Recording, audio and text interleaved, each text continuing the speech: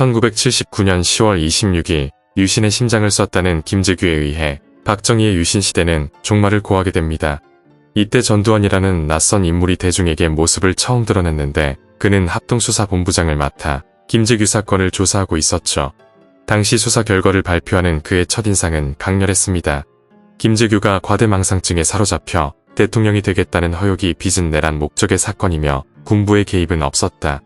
이처럼 11.6 사건의 전모가 밝혀지면서 국민들은 충격에서 점점 벗어났고 사회 불안도 누그러지기 시작합니다.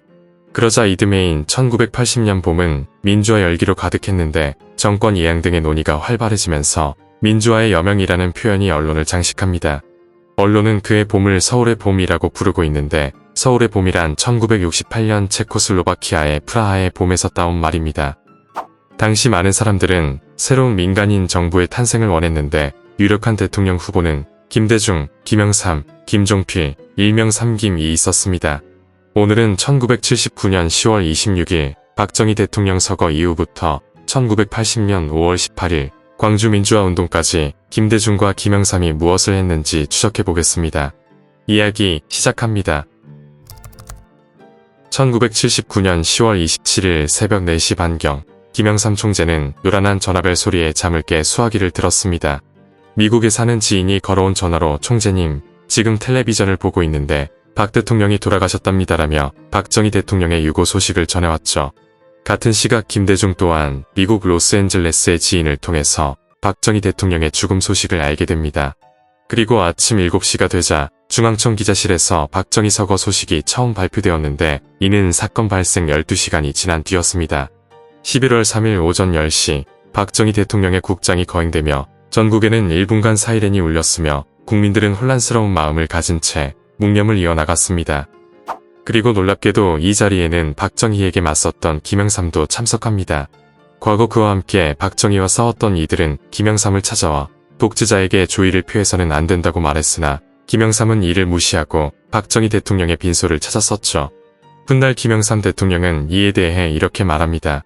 나는 누구보다 박정희를 싫어했고 가장 선두에서 박정희의 독재에 항거했다. 하지만 박정희는 이미 죽은 다음이었다. 나는 야당의 총재로서 박정희의 빈소를 찾았다. 김영삼은 장례식 직후 기자회견을 통해 유신헌법은 이제 의미가 없어졌다며 3개월 안에 직선제로 개헌할 것을 주장합니다. 권력의 공백기가 길어지면 길어질수록 예측하지 못할 수 있는 사태가 벌어질 수 있다는 점을 우려하고 있었죠. 그러나 최규하 대통령 권한대행은 김영삼 총재와 생각이 달랐습니다. 현행 유신헌법에 따라 대통령 선거를 실시하고 선출된 새로운 대통령이 헌법을 개정한 후 선거할 것을 주장합니다.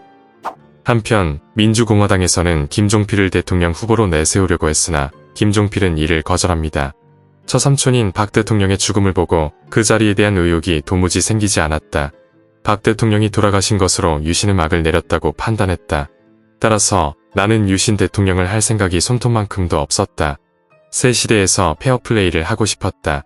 결국 1979년 12월 6일 서울 장충체육관에서 제10대 대통령 보궐선거가 열렸고 단독 후보로 추천된 최규하가 당선되어 대통령 자리에 올라가게 됩니다. 1979년 12월 12일 오후 7시 전두환은 정승화 총장을 내란 방조 용의자로 체포합니다. 정승화가 박정희 대통령 서거 당시 궁정동 만찬장 옆 별채에 머무르며 김재규의 범행을 묵시적으로 동의하며 도왔다는 것이었죠. 그리고 12월 12일 저녁 최규하 대통령은 정승화 총장 연행에 대해 사후 승인하였습니다. 당시 전두환은 12.12의 경우 11.6 사태를 수사하던 중 혐의를 밝히기 위한 합법적이고 정당한 임무 수행이라고 주장합니다. 훗날 전두환 대통령은 회고록에서 이렇게 말하기도 했죠. 12.12는 박정희 대통령 사건 수사 책임자인 내가 합동수사본부장으로서 김재규의 내란에 동조한 혐의가 명백한 정승화를 조사하기 위해 연행하던 중 발생한 우발적 사건이었다. 정권 장악의 의도는 전혀 없었다. 노태우 역시 12.12를 돌발 사고라고 명시하며 사전 계획이 없었기 때문에 쿠데타의 구성 요건에 맞지 않다고 주장했죠. 하지만 김영삼의 의견은 달랐습니다. 전두환을 비롯한 정치군인들은 박정희가 죽고 민주화가 진행될 경우 자신들의 기득권이 붕괴될까 두려워했고 무력으로 권력을 장악하고자 하는 군사반란이었다고 말합니다. 김대중도 김영삼과 의견이 같았는데 훗날 자서전에서 당시 상황에 대해 이렇게 말합니다. 날벼락 같은 소식이었다. 도대체 계엄령 하에서 어떻게 계엄사령관이 체포될 수 있는가? 12.6 사건 이후 힘의 공백에는 전두환 장군이 있었다. 전두환의 야심을 읽을 수 있었고 그들은 점점 강해지고 있었다. 1980년 새해를 맞았지만 전국은 어두웠는데 사람들은 이 시기를 어수선하고 불안한 시절이라고 하며 안개 전국이라고 이름을 붙였습니다. 당시 최고 정치 지도자인 민주공화당의 김종필, 신민당의 김영삼, 제야인사 김대중 중 어느 하나도 당시 실상을 정확히 알고 있지는 못했습니다.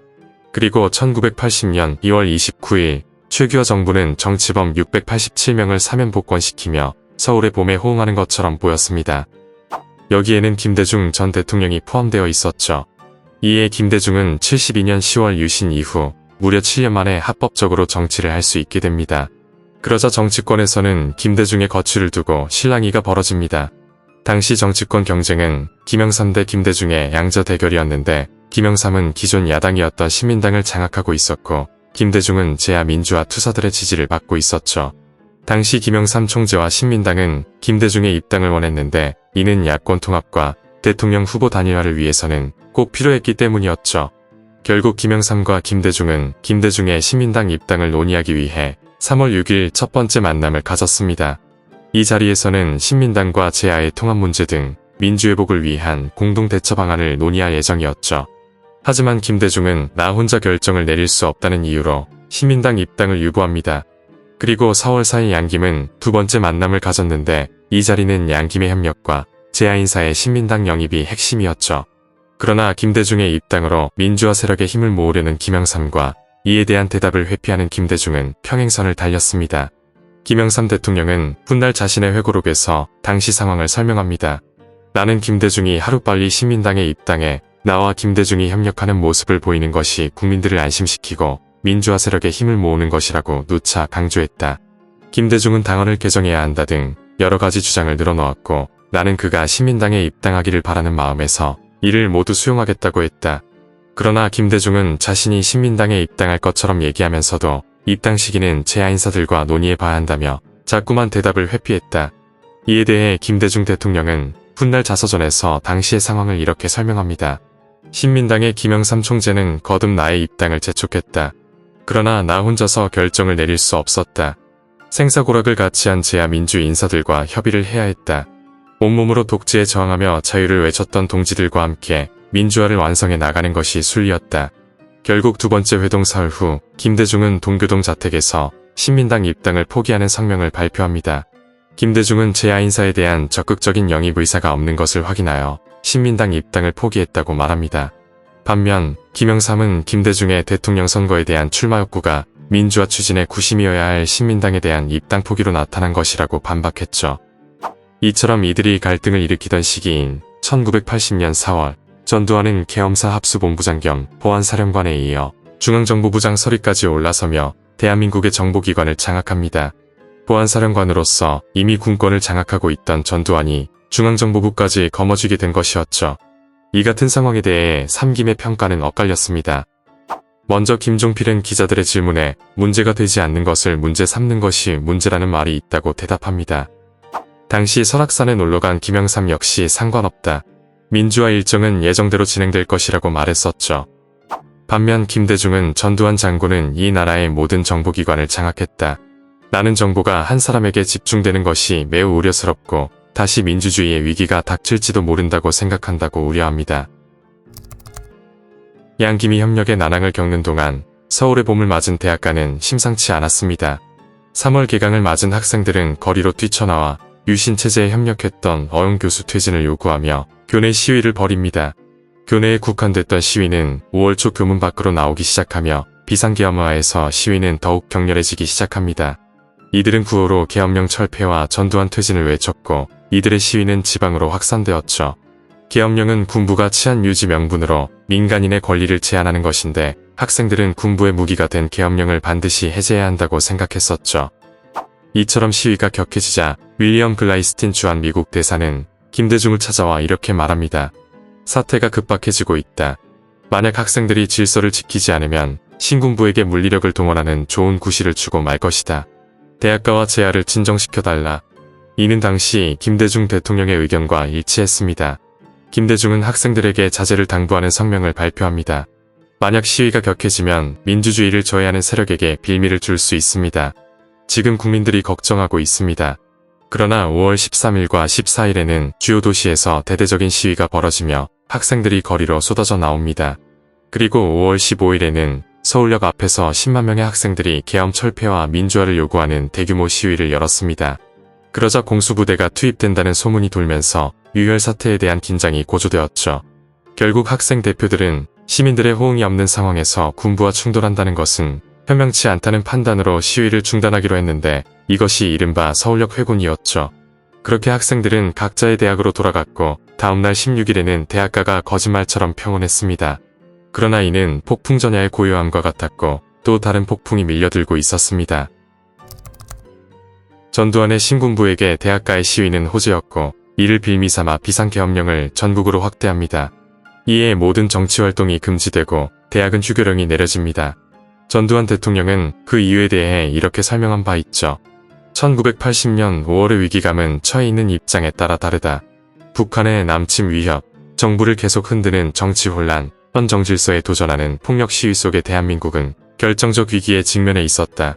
당시 이를 위기로 인식하고 대비했기 때문에 오늘의 우리가 있게 된 것이라고 지금도 나는 굳게 믿고 있다. 당시 계엄사령부는 김대중과 그의 지지자들을 대거 연행했고 여당을 이끌던 김종필 역시 부정축제자로 몰아체포됩니다. 김영삼은 체포는 피했으나 가택 연금되었습니다. 그리고 1980년 5월 18일 광주에서 참극이 일어나며 서울의 봄은 일장춘몽으로 끝나게 됩니다. 서울의 봄 기간은 1979년 10월 26일 박정희 대통령 서거로부터 1980년 5월 18일 민주화운동까지의 기간인 총 204일입니다. 어떤 이들은 서울의 봄의 정확한 시기는 그해 2월 29일부터라고 말합니다. 앞서 말했듯 이날부로 김대중을 비롯한 재야인사들에 대한 사면복권 조치가 내려졌기 때문이죠. 아직도 YS와 DJ, 양김에 대한 평가는 엇갈리고 있습니다. 이들이 대통령이 되려는 욕심으로 정치권이 단합하지 못했기 때문에 전두환에게 빌미를 주었다고 말하는 이들이 있죠. 마지막으로 서울의 봄 당시 김대중 대통령이 느낀 바를 들려드리며 이야기 마치겠습니다. 민주주의가 위태롭다고 느꼈다. 전두환 장군이 정승화 총장을 체포하는 12.12 군사반란을 일으켰을 때 나는 전두환과 그를 지지하는 정치군인들의 야욕을 간파했다. 그들이 순순히 물러나지 않겠구나 하는 걱정이 엄습했다. 태풍을 품은 먹구름이 몰려오고 있는데 화창한 봄날을 기다리는 오판의 정치권은 빠져 있었다. 신군부가 전국 주도권을 쥐게 된 12.12 사태의 숨은 의미를 안이하게 판단했다. 오늘의 이야기는 여기까지입니다. 재밌게 보셨다면 구독과 좋아요 부탁드립니다. 지금까지 역사비디오였습니다.